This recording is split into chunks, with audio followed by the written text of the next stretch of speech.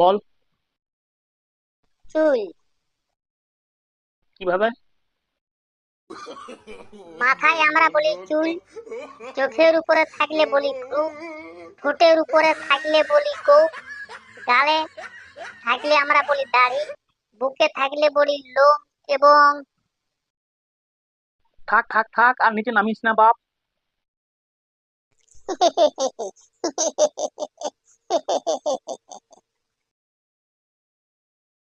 কিরে বুলটা, তুই তো হাসছিস কেন রে?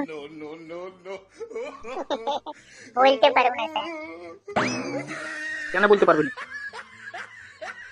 স্যার, বলতে লজ্জা লাগছে। আরে লজ্জার কিছু নাই, বল বল। স্যার, আসতে বলবো না জোরে বলবো?